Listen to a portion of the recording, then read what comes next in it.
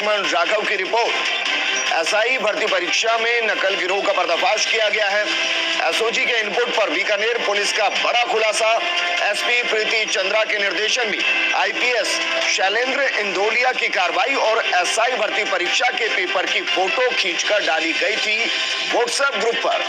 मेरे सहयोगी लक्ष्मण राघव जुड़ गए हैं। लक्ष्मण, ये परीक्षा 3 दिन चलनी है और पहले ही दिन अगर इस तरीके का गिरोह सक्रिय नजर आता है और उसके साथ साथ उसके खिलाफ कार्रवाई होती है तो 2 सवाल। पहला तो ये कि ये गिरोह कहां-कहां सक्रिय हो सकता है, और दूसरा ये माने कि पुलिस काफी एक्टिव पहले ही दिन हरकत में आते हुए इनको पकड़ लिया।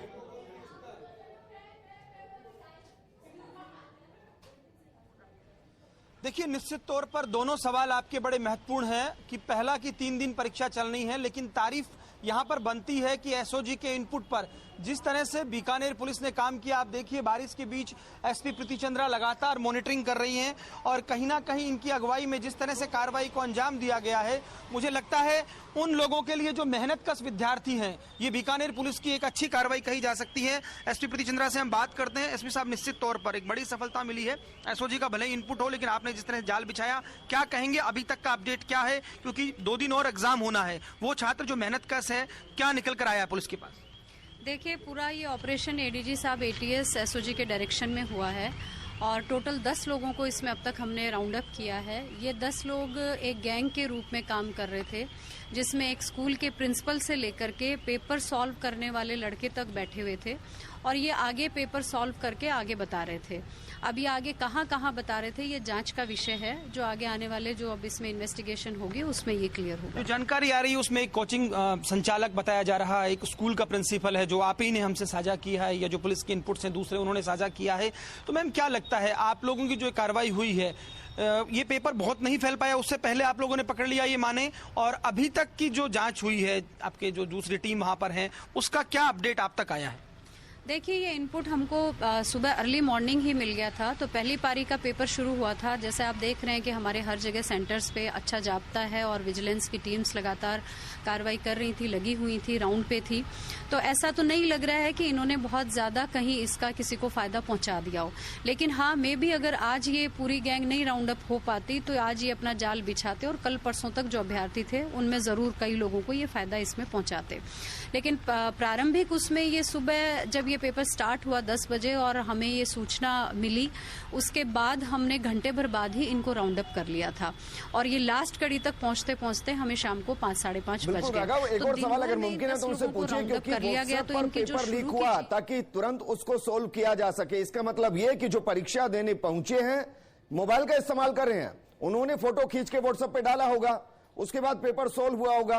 तो क्या जिन बच्चों के पास सोल्व पेपर पहुंचा है उन तक भी पुलिस पहुंचने की कोशिश करेगी, उनको ट्रेस करने की कोशिश करेगी? कहीं मिला हुआ था क्योंकि फोटो वहीं से गई, तो क्या वो पुलिस के हत्थे चढ़ गया है? उससे जो पूछताछ हुई है उस पर क्या निकल कर आ रहा है? क्योंकि कहीं ना कहीं देखिए, ये सवाल ना खड़ा हो कि और कहीं भी ये गया हो पेपर। स्कूल के प्रिंसिपल ने ये पेपर जिस बंदे को अवेलेबल कराया, जिस कोचिंग सेंटर वाले मैट्रिक्स वाले को, उस बंदे को भी हमने राउंड अप कर लिया है और उसके मोबाइल में भी हमें ये पेपर की जो फोटो खींची वो बरामद हो गई है। तो ऐसा नहीं लग रहा कि प्रिंसिपल प्रथम दृष्टया जांच से कि इसके अलावा किसी के संपर्क। पुलिस की सफलता रही कहीं ना कहीं, बहुत जल्दी आपने किया। एक चीज और, 4 लोग जो हायर किए गए थे, जिनको सॉल्व के लिए बैठाया गया था, उन तक भी पुलिस पहुंच गई है।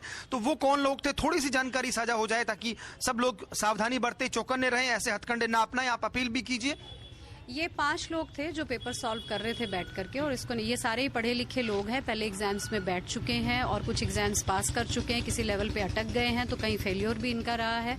तो कुल मिला के मैसेज ये देना चाहूंगी कि देखिए, शॉर्टकट्स कभी सक्सेसफुल नहीं होते हैं, तो अभ्यर्थी जो तैयारी कर रहे हैं अपनी मेहनत पे भरोसा करें।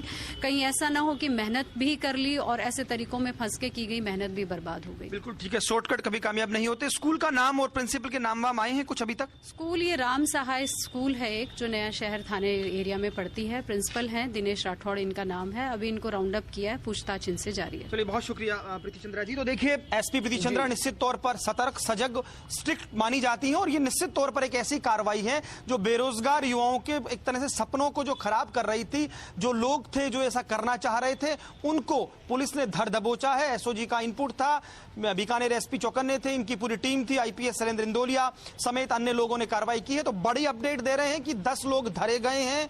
बीकानेर पुलिस को बड़ी सफलता मिली है। कहीं ना कहीं पेपर की फोटो खींची गई थी, व्हाट्सएप किया गया था, 5 लोगों को हायर किया गया था जो पढ़े लिखे लोग थे और इस एग्जाम को, इन पेपर को कहीं ना कहीं सॉल्व करके उन लोगों को देते जो पैसा दे रहे थे। लेकिन एसपी प्रीति चंद्रा ने महत्वपूर्ण बात कही है।